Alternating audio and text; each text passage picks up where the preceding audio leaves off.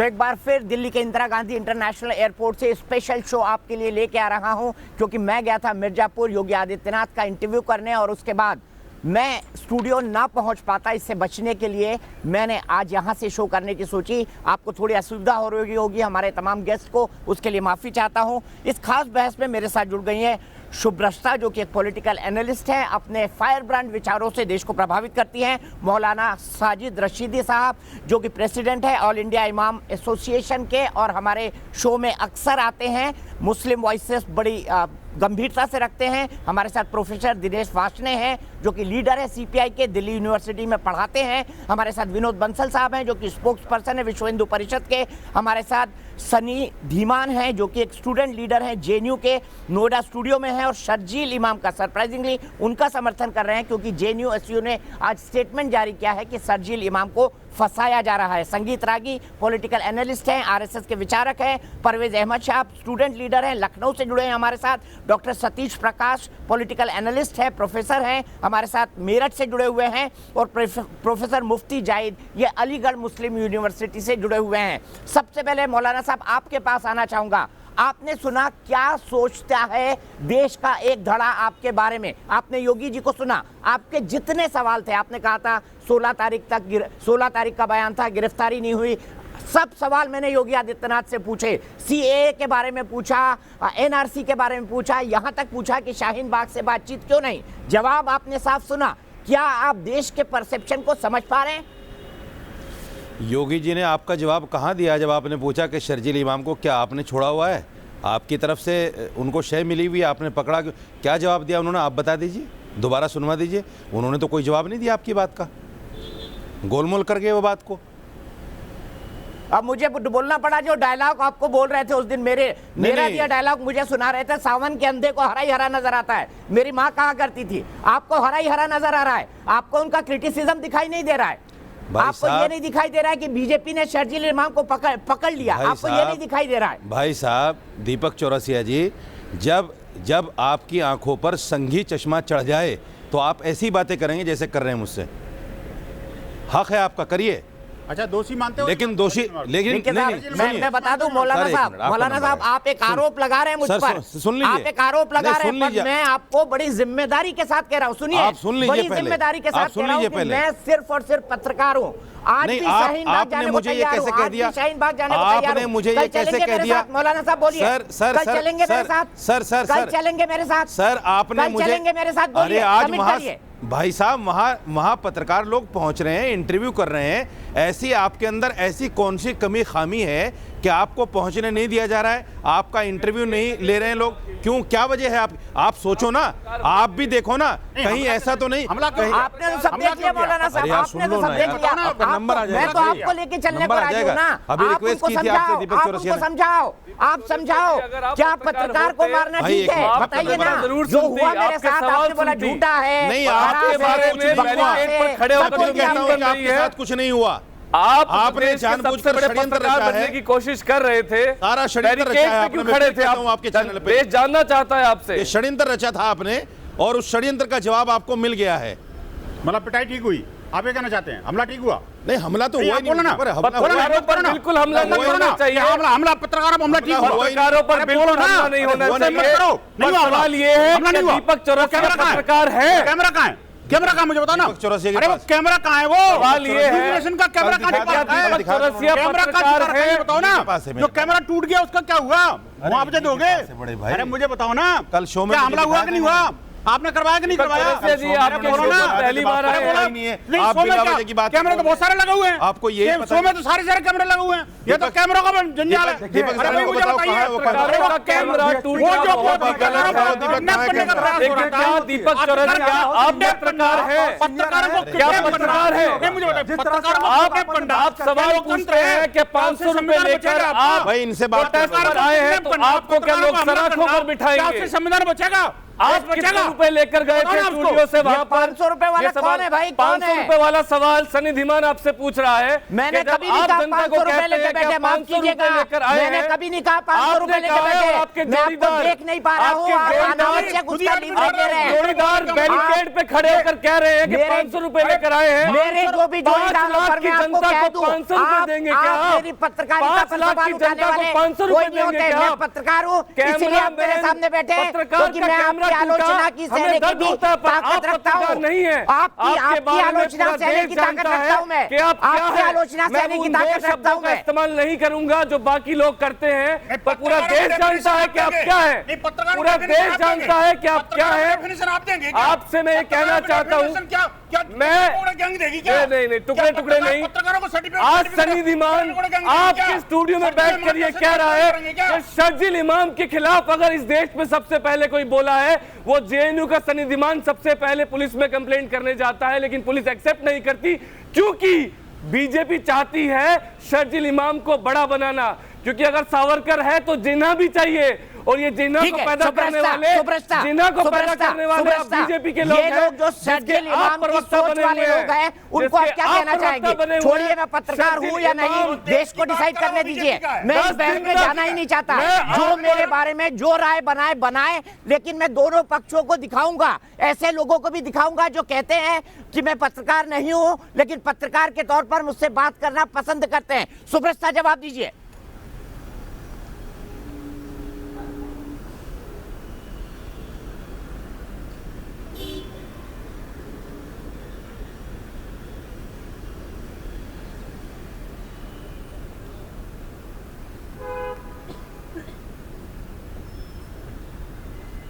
शुभ्रष्टा के बाद जाऊं उससे पहले मैं सीधे चाहता हूं, इस वक्त मेरे साथ आपसे सीधी बात में मुखातिब करना चाहता हूं। मौजूद है विश्व हिंदू परिषद। 1 घंटे के भाषण में शर्जील इमाम एक बार भाजपा का नाम नहीं लेता, एक बार आरएसएस का नाम नहीं लेता, वो कांग्रेस को गाली देता है, वो कम्युनिस्ट को गाली देता है। नहीं, वो बीजेपी का एजेंट है, बीजेपी का एजेंट है। बीजेपी चुनाव से पहले जवाब दीजिए मेरे सवाल का। आपने सुना जो लोग शर्जील इमाम की सोच को इस देश में बढ़ा रहे हैं, उनको आप क्या कहेंगी?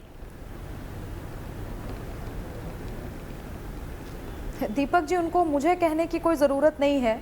शर्जील इमाम को ऑलरेडी पकड़ा जा चुका है, वो उसको धर दबोचा गया है। और ये बकवास बात है कि उसने सरेंडर किया, उसने सरेंडर नहीं किया था।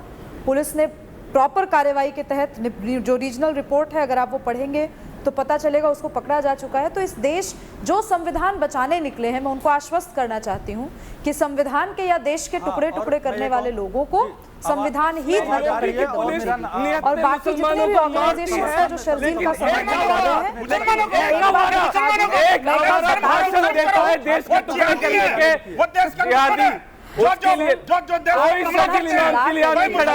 हम इस देश में महात्मा गांधी के उसूलों पर चलते हुए आपको कहना चाहते हैं कि इस देश के मुसलमानों को घुटनों के बल रेंगने नहीं देंगे।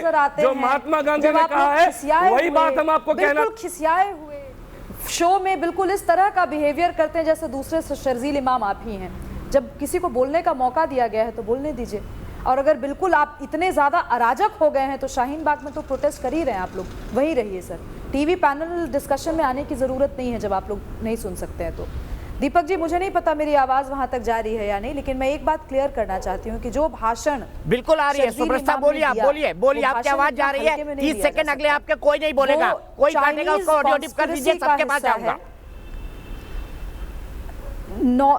नॉर्थ ईस्ट और इंडिया को कनेक्ट करता हुआ जो पतला सा चिकन नेक कॉरिडोर जिसको बोलते हैं, उसको चोक करने की जो रणनीति है वो चाइना की रणनीति है। और मैं यहाँ पर दर्शकों को याद दिलाना चाहती हूँ कि आज से कुछ ही महीने पहले राहुल गांधी चाइनीज डेलीगेशन से मिले थे और उनकी क्या बात हुई, तमाम जनता के प्रेशर के बावजूद उन्होंने क्लियर नहीं किया था। उसी के कुछ महीनों के बाद मणिपुर और अरुणाचल में दंगे भड़के और आज हम शर्जील इमाम को ये भाषण देते हुए सुन रहे हैं। इसी भाषण पर पूरे देश की राजनीति एक तरह से गरमाई हुई है। तो ये तो सीधा सीधा चाइनीज प्रोपेगेंडा है और इसमें कौन सी पॉलिटिकल पार्टी साथ में है ये पूरे देश की जनता देख रही है और देश की जनता निर्णय ले रही है कि कौन नेशनल है और कौन एंटी नेशनल है। इसमें किसी पॉलिटिकल पार्टी को यही सवाल लेके मैं प्रोफेसर दिनेश वासनिक देश की जनता बिल्कुल क्लियर है। जवाब बनाओ, क्या सीपीआई शर्जील इमाम के विचारों के साथ खड़ी है? आप प्रोफेसर साहब जवाब दीजिए। लोगों को खड़ा करेंगे आपके पैसे से। आप प्लीज शांत रहिए, आप जो भी बोल रहे हैं ये आउट ऑफ टर्न बोलते हैं, इनका ऑडियो खत्म कर दीजिए। आप नहीं चाहिए मुझे इनको गेस्ट। सभ्यता की सीमा हो गई है यहाँ पर, बंद कीजिए इनको। जवाब दीजिए प्रोफेसर साहब। दीपक, देखो दीपक, ये बात तो फैक्ट है कि अगर सावरकर की वायबिलिटी आरएसएस और बीजेपी को चाहिए तो इनको शर्जील इमाम और प्रज्ञा ठाकुर जैसे लोग भी चाहिए, इन्हें अनुराग ठाकुर भी चाहिए, इन्हें प्रवेश वर्मा भी चाहिए। और ये तो फैक्ट है कि पूरे देश में आप देखिए कि टुकड़े टुकड़े गैंग कौन है। त्रिपुरा में बीजेपी का किस पार्टी से अलायंस हुआ है? आप भी पत्रकार कह रहे हो ना अपने को, आईपीएफटी से। वो देश के तिरंगे को नहीं मानती थी, समर्थन करते थे, ना बीजेपी आरएसएस मानती थी। अब देखो, तुमने 30 सेकंड नहीं दिया और बीच में बोल गए। आप 30 सेकंड बीच में बोल गए, बीच में ही 30 सेकंड पूरे भी नहीं हुए। दूसरा, इनका देखो नागालैंड में किन से अलायंस हुआ है बीजेपी का? 2 ग्रुप से हुआ है। दोनों देश से अलगाव चाहते थे। पीडीपी से इनके अलायंस हुआ, पीडीपी से इनका अलायंस हुआ। 3 साल लड्डू काटे, अब वहाँ पे धारा 337-35 से हटा दी। चौथी बात आप देखिए, योगी जी का भी आपने इंटरव्यू लिया, योगी जी कह रहे कुचल देंगे। अरे भैया रे, आप पे तो 12 या 11 या 12 या 13 केसेस थे, आप पे तो दंगे कराने का आरोप था। ये देश में पहली बार हुआ होगा कि कोई मुख्यमंत्री अपने खिलाफ जो फाइल है क्रिमिनल केसेस की, उसको खुद दफा कर देगा, उसको खुद खत्म कर देगा। ये पहली देश में क्रिमिनल प्रोसीजर में इस देश में पहली बार हुआ। कितने हिंदू घरों को जलवाया ये आपने? Property of law, natural justice of law के खिलाफ है। समझ गए? और नहीं, प्रोफेसर साहब आप आगे बढ़े, आपको 30 सेकंड मैंने और एक्स्ट्रा दे दिए। मुझे इस बात का जवाब दीजिए, शर्जील इमाम को आप कंडेम करते हैं, आप कह रहे हैं सीपीआई कहती है कि शर्जील इमाम ने जो कुछ कहा है, जो चाइनीज कॉन्स्पिरेसी है, वो बिल्कुल गलत है। जवाब दीजिए इसका, टू द पॉइंट बात करिए। जनता सीए के खिलाफ है, एनपीआर के खिलाफ है, एनआरसी के खिलाफ है। जवाब दीजिए प्रोफेसर साहब, भटकाइए मत विषय को, प्लीज जवाब दीजिए। मुझे बाकी लोगों के पास भी जाना है। रहेंगे जब तक ये प्रोफेसर साहब जवाब दीजिए मेरे सवाल का। आप शर्जील इमाम की चाइनीज स्टोरी को डिस्क्रेडिट करते हैं, बोलिए। चाइना के खिलाफ एक लफ्ज नहीं बोल पाएंगे आप शर्जील इमाम का समर्थन करते हैं या उसका खंडन करते हैं, बोलिए। उसकी चाइनीज थ्योरी को आप रिजेक्ट करते हैं या नहीं? जवाब दीजिए। आप सीपीआई के प्रोफेसर साहब, जवाब दीजिए। और धर्मनिरपेक्षता के आधार पर बचाएंगे। जो सीए में एक धर्म को अलग किया गया है उसके हम खिलाफ हैं। इस सीए में नागरिकता आप उनको दीजिए जो हमारे दूसरे धर्म के लोग हैं। दूसरे कौन से धर्म के लोग को दीजिए? कौन से धर्म का चाहिए? नाम हटा दीजिए। कौन से धर्म का चाहिए? पहले भी नागरिकता कानून में जिहादी जो है, अरे जो अपने सामने किसी धर्म को टिकने नहीं देते, अखाड़े ने 1400 करोड़ के गबन का आरोप लगाया है। मंडप में से हिंदू लड़की को उठा के ले गए जिहादी। देश के सबसे बड़े टुकड़े वाले गैंग हैं। बाबरी मस्जिद तोड़ने में आपने देश के प्रोफेसर साहब आपको रुकना पड़ेगा, 2 मिनट से ज्यादा ले चुके हैं। मैं चलूंगा जेएनयू के स्टूडेंट सनी धीमान के पास। सनी, आप शर्जील जैसी सोच का समर्थन करते हैं, आप क्या देशद्रोह नहीं कर रहे, गद्दारी नहीं कर रहे? सवाल का सीधा जवाब दीजिए।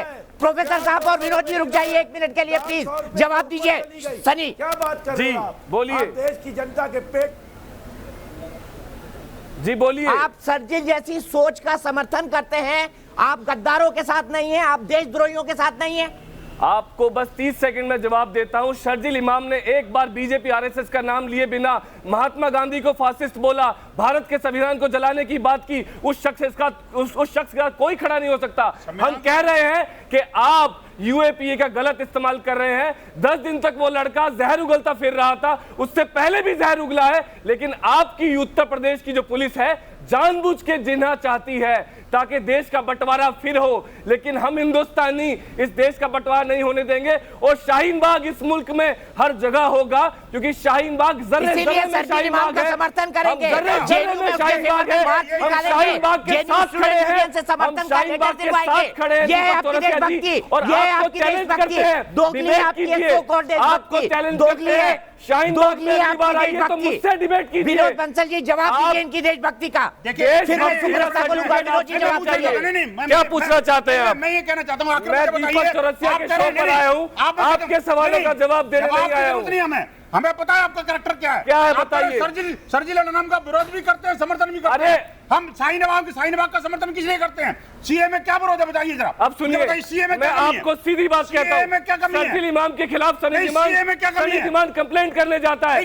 अनुराग ठाकुर कहता है देश के गद्दारों को गोली मारो, सालों को। नथुराम गोडसे ने यही कह के महात्मा गांधी को गोली मारी, नथुराम गोडसे ने यही कह के। और आप नथुराम के चाहने वाले,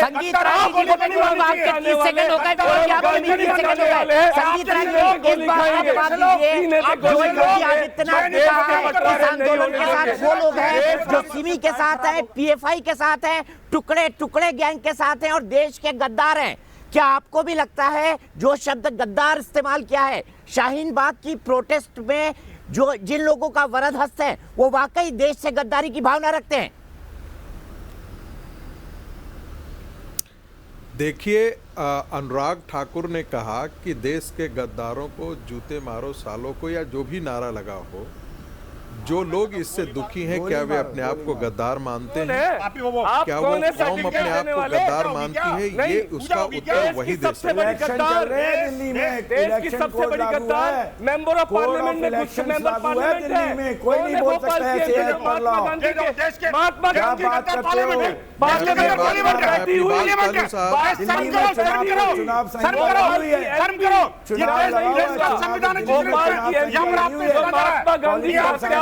संगीत रागी जी को बोलने दीजिए प्लीज। मैं स्टूडियो में नहीं हूँ, इसका फायदा मत उठाइए। संगीत रागी जी बोलिए। प्रोफेसर साहब, आप कतई प्रोफेसर जैसा काम नहीं कर रहे हैं, आप बड़ा अशालीन काम कर रहे हैं, चुप हो जाइए प्लीज। संगीत रागी जी बोलिए।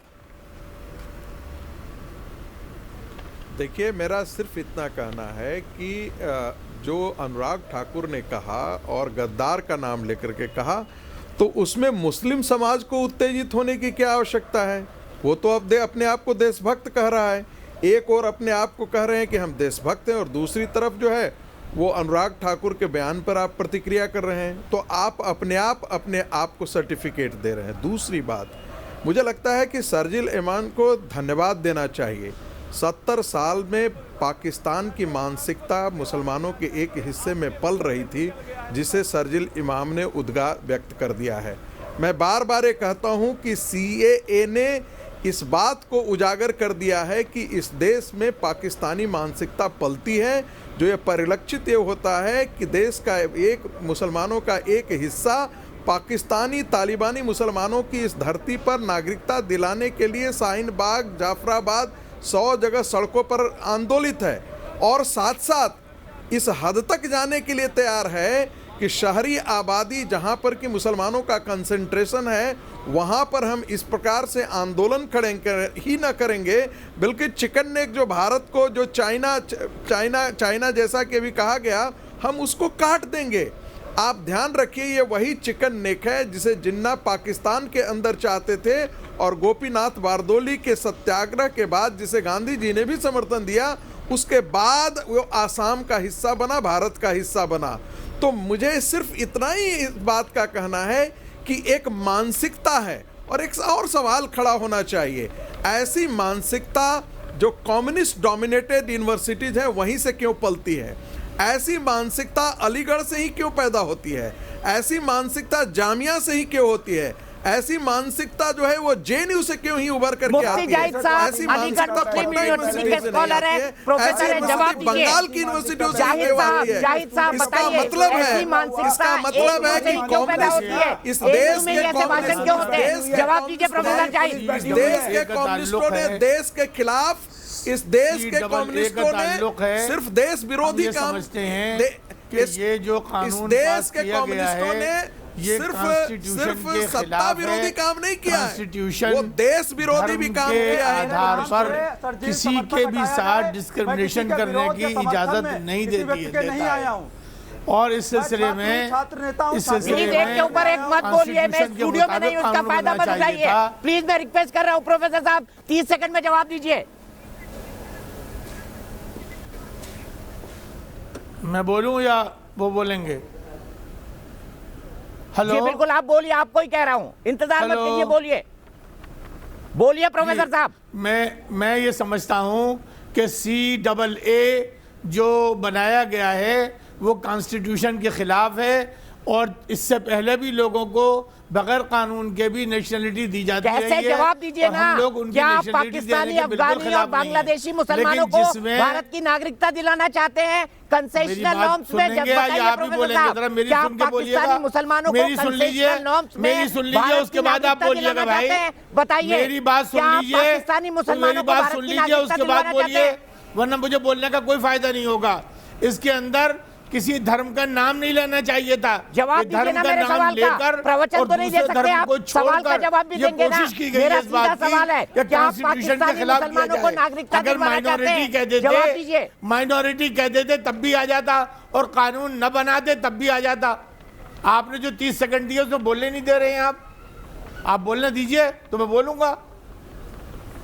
इसके अलावा उसमें यह भी कहा गया था, जो जहां हमारे वजीर दाखिला जनाब अमित शाह साहब ने बाकायदा पार्लियामेंट के अंदर इस्तेमाल कर रहा है, इसके बाद जो है धर्म नहीं हो सकता, NCR आएगा, धर्म शामिल नहीं हो सकता। अगर आपको धर्म शामिल करना है तो पाकिस्तान जाइए, हिंदुस्तान में नहीं होगा, आएगा हिंदुस्तान में नहीं होगा, हिंदुस्तान में नहीं होगा। इसी तरह से मोदी साहब के अगले ही दिन और आप पाकिस्तान जाइए, ऐसे नहीं चलेगा। मैं सुब्रता को एक बार फिर जोड़ूंगा। सुब्रता, देश है उसमें ये जो लोग कह रहे हैं बनेगा, माइनॉरिटी का उल्लेख कर देते हैं, दूसरी चीज चाहिए, हिंदुओं का उल्लेख क्यों किया, मुसलमानों को जानबूझकर क्यों छोड़ा? आप इस आर्गुमेंट में कितना दम मानती हैं? सुब्रता जवाब दीजिए। प्रोफेसर साहब, हो गया आपका प्रवचन कि CAA के अंदर जो धर्मों के नाम लिए गए हैं वो गलत दिए गए हैं। अगर खाली प्रोफेसर साहब, मैं आप प्रोफेसर साहब, क्या भारत का कॉन्स्टिट्यूशन कहता है कि CAA के अंदर जो धर्मों के नाम लिए गए हैं वो गलत लिए गए हैं? भारत के संविधान में कहीं ये लिखा है? बताइए सुब्रता। दीपक जी, जिस तरीके से बात रखी गई कि एक्ट के लिंग्विस्टिक्स से प्रोफेसर जैदी साहब को दिक्कत थी, जाहिदी साहब को दिक्कत है, मैं एक चीज कहना चाहती हूँ, मुझे भी CAA के प्रोटेस्ट के पूरे रंग रूप और उससे दिक्कत है। अगर इतनी ही शालीनता से मुफ्ती साहब सुन लीजिए, मुफ्ती साहब सुन लीजिए, मुफ्ती साहब सुन लीजिए, मुफ्ती साहब मेरी बात खत्म नहीं हुई। और गांव देहात में मुफ्ती साहब देखिए, अगर आप एक प्रोफेसर नहीं हैं और एजेंडा नहीं चला रहे हैं तो मुझे बोलने का मौका दीजिए। और शहरों में जाकर मुफ्ती साहब, आप AMU का नाम खराब कर रहे हैं, बोलने दीजिए मुफ्ती साहब। मुफ्ती साहब बोलने दीजिए। दीपक जी प्लीज मॉडरेट कीजिए, आपके व्यू रख दिए, सुब्रता को काउंटर करने दीजिए प्लीज। और NPR मुफ्ती साहब, मुझे जैसे कि NPR पहले दीपक जी, क्या मुझे 10 सेकंड मिल सकता है अपनी बात रखने के लिए, जब ये मुफ्ती साहब बोल ना रहे हो पीछे बैकग्राउंड म्यूजिक कर रहे हैं? मुफ्ती साहब उम्र का लिहाज कीजिए और 10 सेकंड समय दीजिए बोलने का। तो मैं समझता हूं कि हम लोगों को कॉन्स्टिट्यूशन के मुताबिक होने की वजह से। अरे मुफ्ती साहब सुन तो लीजिए, आपकी बात सुन ली मैंने, उसका जवाब सुनेंगे या एक तरफा भाषण देंगे? अजीब स्थिति है। मुफ्ती साहब को तमाम चीजों से दिक्कत है, लेकिन मुफ्ती साहब ये भूल जाते हैं कि AMU की सरजमीन से ही उनके एक्स AMU के जो प्रेसिडेंट थे उन्होंने जहर उगला। वो भूल जाते हैं कि वही AMU की धरती पे शर्जील इमाम जाकर भारत में अराजकता फैलाने की बात करता है। मुझे भी दिक्कत है, इस पूरे प्रोटेस्ट से दिक्कत है। अगर वो जितनी संजीदगी से प्रोफेसर साहब ने यहाँ पे बात रखी, उतनी ही संजीदगी से आप सरकार को एक लेटर लिखते और कहते कि मैं CAA का पूर्णतः समर्थन करता हूं, आप ये जो क्लॉज है जिनसे इनको दिक्कत है वो हटा दीजिए, वो शायद लिंग्विस्टिकली ठीक हो जाता। बट प्रॉब्लम इनके साथ ये है कि ये कह नहीं सकते खुले तौर पर कि CAA जो एक्ट बना वो एक ह्यूमैनिटेरियन एक्ट है, इसमें कोई दो राय नहीं है, इसमें किसी के नागरिकता छीनने की बात नहीं की जा रही। जो बचे खुचे लोग हैं जो वहां पे रिलीजियस रूप से प्रताड़ित हैं उनको नागरिकता देने की बात की जा रही है। पर ये कर लेंगे तो AMU की जो पूरी पॉलिटिक्स है वो पॉलिटिक्स खत्म हो जाएगी। तो मुफ्ती जाहिद साहब कितना भी टेलीविजन पर ये ढोंग कर लें कि उनको ये पसंद है वो पसंद है, जाहिर सी बात है कि वो शांति प्रिय प्रोटेस्ट में विश्वास ही नहीं रखते। नहीं तो कभी भी एएमयू की धरती से एक्स एएमयू का प्रेसिडेंट उस तरह की बात नहीं करता जिस तरह की बात की गई। ठीक है, शर्जील इमाम को परवेज अहमद मेरे साथ है। परवेज अहमद जो है एक स्टूडेंट लीडर है लखनऊ के, लेकिन परवेज आप स्टूडेंट लीडर हैं, आप जो लोग मुसलमानों को बिल्कुल वो आके देखें हमारे सोच का समर्थन कैसे कर सकते हैं? राष्ट्र विरोधी है तो राष्ट्र विरोधी है छात्र, ये किसान विरोधी, ये देश विरोधी, ये सरकार है, ये देश विरोधी, राष्ट्र विरोधी, छात्र विरोधी जो इस तरीके का काम कर रही है, देश के अंदर रोजगार नहीं दे पा रही है, सड़क बहुमत से चुप कराइए सर। लोकतंत्र के नाम पर दुहाई दे रहे हैं। लोकतंत्र में बहुमत का सम्मान होता है, कम से कम बेसिक तो सीख जाइए, ABCD सीख जाइए महान लोकतंत्र की, ABCD सीख जाइए इस लोकतंत्र की। लोकतंत्र में बहुमत का सम्मान होता है। जिस सरकार को आप देश विरोधी, किसान विरोधी कह रहे हैं, वो अभी चुन कर आई है। मेरे भी सरकार से डिफरेंसेस हो सकते हैं, मैं भी उनकी आलोचना कर सकता हूँ, लेकिन आप ये किस नाम पर लोकतंत्र के खिलाफ आंदोलन लड़ रहे हैं? बिल्कुल बताइए, जवाब दीजिए। मैं सीधे परवेज के साथ चलता हूँ। परवेज, आप देश का भविष्य है, आप स्टूडेंट लीडर हैं, पर शर्जील की सोच का आप समर्थन कैसे कर सकते हैं? इकोनॉमिक रीजन से हो रहे हैं क्या? शाहीन बाग के प्रोटेस्ट पे नहीं होना चाहिए के खिलाफ। क्या शाहीन बाग का प्रोटेस्ट एएमयू में दिया गया जहरीला भाषण, जेएनयू में दिया गया जहरीला भाषण क्या आर्थिक इश्यूज पे? ये क्या जनता को कौन ये लीडर्स बरगला क्यों रहे हैं? वो चाहे छात्र लीडर हो या प्रोफेसरान हो या कोई पॉलिटिकल लीडर हो, अगर बात शाहीन बाग के प्रोटेस्ट की है तो वो आर्थिक मुद्दे पर है तो ये कह दें कि हम सीएए के विरोध में नहीं, हम आर्थिक मुद्दों को लेकर विरोध कर रहे हैं। कहने की हिम्मत तो रखें। फिर देखा दूध का दूध, पानी का पानी हो जाएगा। परवेज जवाब दीजिए, मेरे सवाल का जवाब करना होगा आपको। परवेज जवाब दीजिए। सुनिए मैम, बिल्कुल जवाब सुनिए। हम सीए के विरोध में नहीं है, सीए में जो धर्म लाया गया हम उसके विरोध में है। हम ये कह रहे पड़तालना आधार होना चाहिए। और तो शाहीन बाग में क्यों कह रहे हैं सीए वापस लो? शाहीन बाग में लोग क्यों कह रहे हैं सीए वापस लो? क्यों लगे हुए poster no to CAA, no to NRC क्यों लगे हुए? जवाब दीजिए। अगर सीए के विरोधी नहीं है तो पोस्टर क्यों लगे हुए हैं? जवाब दीजिए। आप क्यों लगा हुआ है नो टू सीए? क्यों लगा हुआ है नो टू एनआरसी? झूठ बोलते हैं आप सब लोग देश को। दीपक जी अगर सवाल कर रहे हैं तो सुनिए, ये बात गलत है। अगर आप सवाल कर रहे हैं तो सुनिए। सीए का जवाब दीजिए ना, क्योंकि उसके अंदर धर्म लाया गया है। आप धर्म हटाइए और पड़तालना लेके आइए, पड़तालना लेकर के आइए। पड़तालना से धर्म के आधार पे नहीं होता है, जात के आधार पे, रंग के आधार पे, भाषा के आधार पे को दी जाए, मसूद अजहर को दे दी जाए। बताइए, जवाब दीजिए। देश जानना चाहता है इसका जवाब। क्या आप हाफिज सईद को नागरिकता के समर्थन में? क्या आप मौलाना मसूद अजहर की नागरिकता के समर्थन में? जवाब दीजिए। अगर आप जवाब दीजिए, हाँ या ना? बात सुनना, जवाब दीजिए। आप देखिए, हम ये कह, क्या पाकिस्तान के अंदर सियाओं के साथ में जुल्म नहीं हो रहा है? बोरियों के साथ में जुल्म नहीं हो रहा है? कादियानियों के साथ में जुल्म नहीं हो रहा है? क्या वहां पे बलूचियों के साथ में जुल्म नहीं हो रहा है? वो लोग जो भारत का समर्थन कर रहे हैं बलूचिस्तान के अंदर, उनके ऊपर जुल्म नहीं हो रहा है? अगर कोई शर्म आनी चाहिए आपको, शर्म आनी चाहिए आपको। आप ये बात बोल रहे हैं, शर्म आनी चाहिए आपको। एक तो सीए देश के लोगों के लिए है ही नहीं, उसको वापस लेने के लिए आप शाहीन बाग में सड़क बंद करके बैठे हुए हैं। देश को अराजकता में झोंक दिया आपने। धर्म का मसला नहीं है, शियाओं और सुन्नियों के बीच का मसला इस्लाम का मसला है, वो भारत का मसला नहीं है। अपने धर्म को सुधारिए ना, समझिए। जब मोहम्मद अली जिन्ना ने पाकिस्तान को अलग किया कि बहु विवाह होना चाहिए, हलाला होना चाहिए, मुसलमानों के लिए एक अलग देश की व्यवस्था है। बात करते हैं। अरे दीपक चौधरी, इराक में ISIS ने मुसलमानों को ही मारा है ना? क्या बात कर रहे हैं आप? अफगानिस्तान में तालिबान ने मुसलमानों को भी मारा है ना?